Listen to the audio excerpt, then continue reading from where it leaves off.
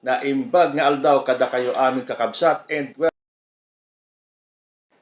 4 months to go bago dumating ang midterm elections, naglalabasan po ang mga surveys.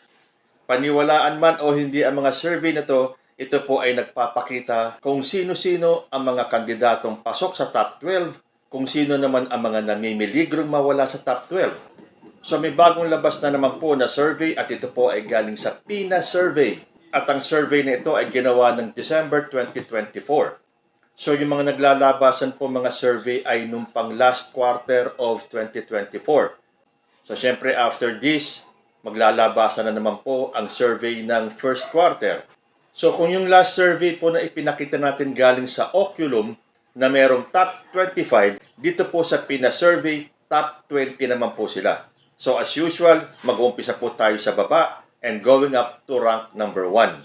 Mag-aagawan po sa slot number 15 to 21 sila Francis Tolentino, Lito Lapid, Abby Binay, Kiko Pangilinan, and Benhur Abalos. Sa ranking naman po na 9 to 17, ang mga pangalan po na kasama dyan ay sila Camille Villar, Bong Revilla, Gringo Onasan, at si Willie Revillame.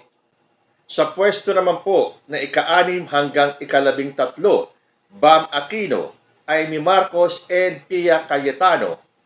Para naman sa slot number 5 to 11, we have Bato de la Rosa, Manny Pacquiao, and Doc Willie Ong. Sa slot number 5 to 11 naman, pwede magpalitan ng pwesto sila Manny Pacquiao, Bato de la Rosa, Ping Lacson, at si Doc Willie Ong. Sa pwestong ika-3 at ika-4 naman, magpapalitan po si Ben Tulfo at si Bongo. At ang mag-aagawan sa pwestong 1 and 2, Erwin Tulfo and Tito Soto. Ayan, so sa tingin ninyo, pumasok na ba ang mga kandidato ninyo kahit man lang sa top 20? May nakikita po ako mga bagong pangalan dito na pumasok sa top 12. At meron din naman mga naligwak. Pero kung ang pagbabasihan po natin ay ang percentage points, narito po ang top 12 ayon sa PINA survey. Again, ito po ay ayon lang sa survey firm na to. Kung papansinin nyo at nasusubaybayan nyo yung mga surveys na inilalabas ko, iba-iba po ang ranking at iba-iba po ang mga pangalan na pumapasok sa kanilang top 12 or top 20 or top 25. So narito po ang top 12 ng PINA survey at yan ay ayon sa kanilang percentage points. Number 1, consistently, lagi na lang po, nasa number 1 si Erwin Tulfo with 62%. Pumapangalawa si Tito Soto with 61%. Uy, medyo magkalapit na silang dalawa. 1% na lang ang kailangan para humabol si Tito Soto sa slot number 1. At number 3, we have Ben Tulfo with 51%. At number 4, Bongo na nakapagtala ng 48% ng voter preference. At number 5, Ping Lacson with 43%.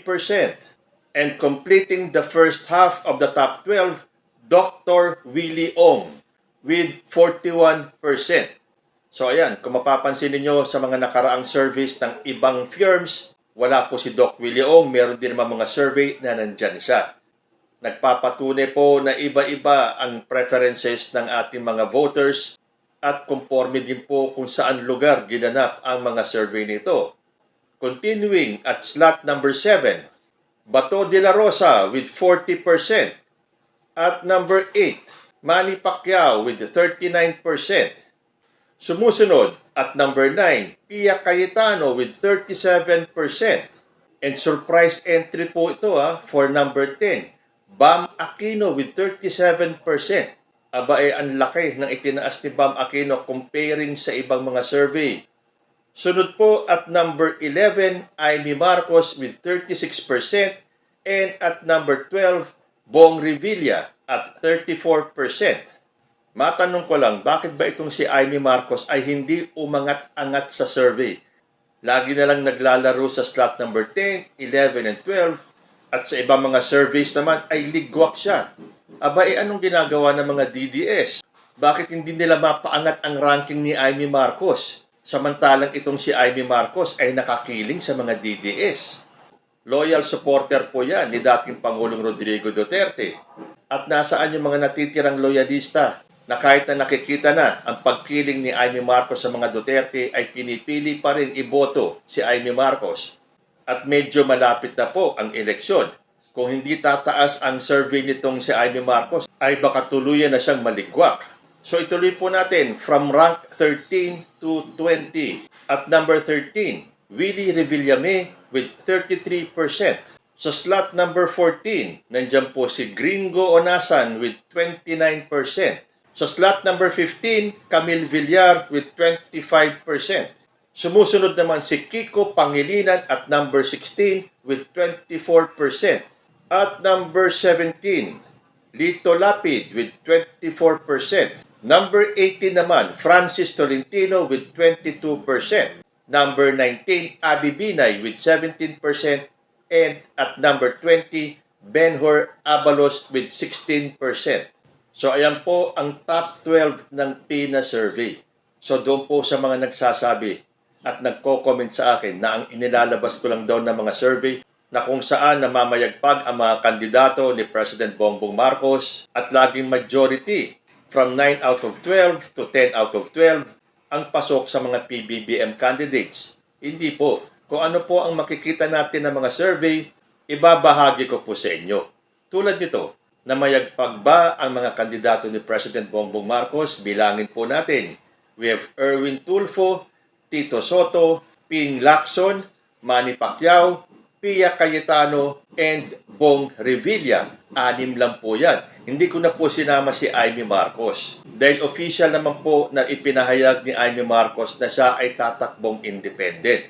So dito po sa survey na to, 6 na kandidato mula sa BBM slot ang pumasok sa top 12. Ang mga hindi naman po taga BBM slot ay sina Ben Tulfo, Bongo, Doc Willie Ong, Bato de la Rosa, Bam Aquino, and Amy Marcos.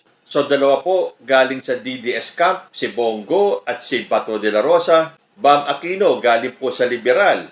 Ben Tulfo, as of the moment hindi ko maalala kung saan partido siya tatakbo. And Amy Marcos na isang independent. Mapapansin din po natin ang pangalan ni Benhur Abalos na kung sa ibang survey ay nasa top 12 na. Dito po sa survey na to, siya ay nasa slot number 20. Pero ang final say po ay nasa mga botante pagdating ng May midterm elections. So, as the saying goes, vote wisely. Kayo po, pumasok ba o naligwak ang inyong mga kandidato? Comment lang po down below